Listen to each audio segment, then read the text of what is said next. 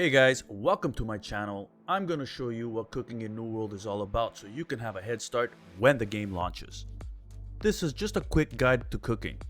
I'll explain different types of food categories, I'll explain how points in certain attributes speed up the process of the cooking field, and I'll share some tips and tricks that I use to help me level quickly.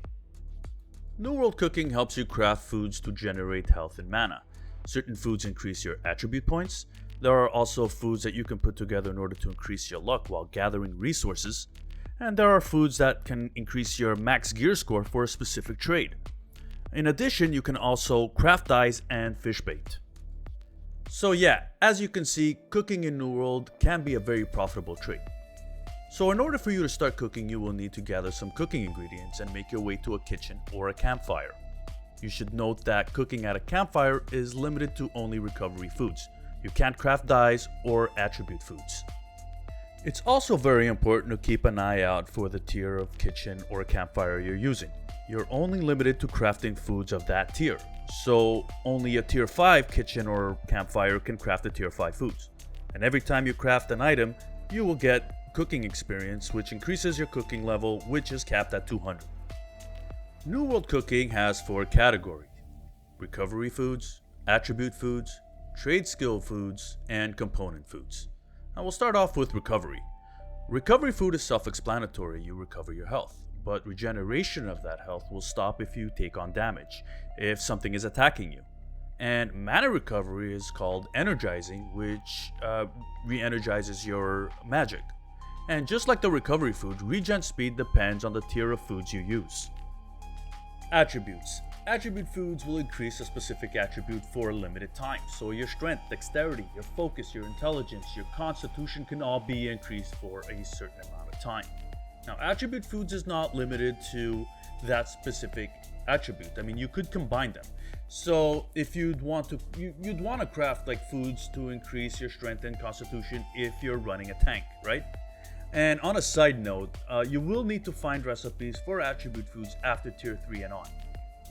Trade skill foods. Trade skill foods increases your chances of maximizing trade scores for a limited amount of time. And this is invaluable for you crafters out there. So if you want to increase your chances of crafting something with a high score, then this is your meal ticket. And finally, component foods. Component foods is foods you will need to craft as ingredients. For example, if you want to cook a specific dish and that dish needed cooking oil being that ingredient, then you will need to create cooking oil by gathering nuts and fish, and you have to combine them in order to make that cooking oil. If you want to level up cooking really quickly, I would strongly suggest you put some points into dexterity and intellect attributes.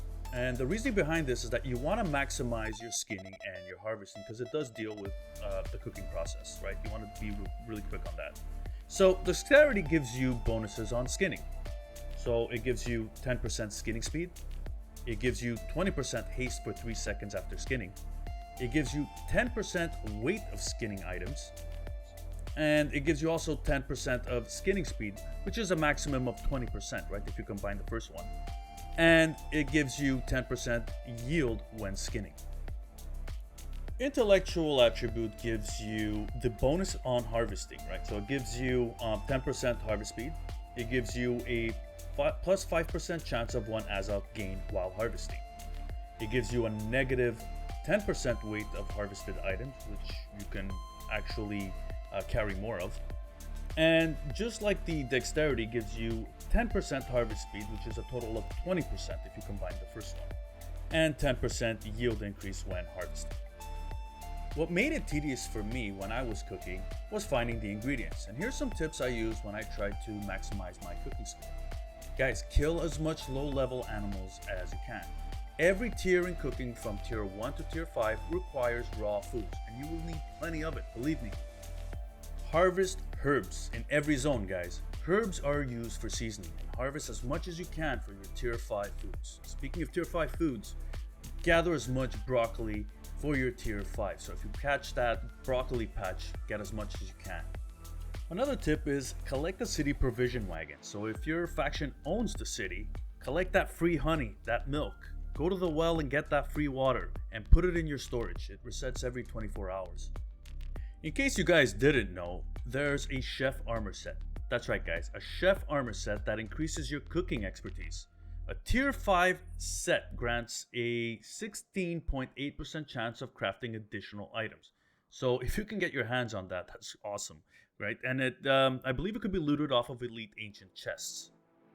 And finally, recipes. I found most of my recipes in provision crates and gathering, but most of them you could find in the trade market. But I can't help but wonder, and I've never tried this, so take this with a grain of salt, if you eat those attributes points to increase your luck, if you would run into a recipe while gathering. Just food for thought. Well, that's it guys. Hopefully this little guide helped you in some small way to help you get started when the game launches. If you like the video, smash that like button and subscribe to my channel. I'm Az, and thanks for watching.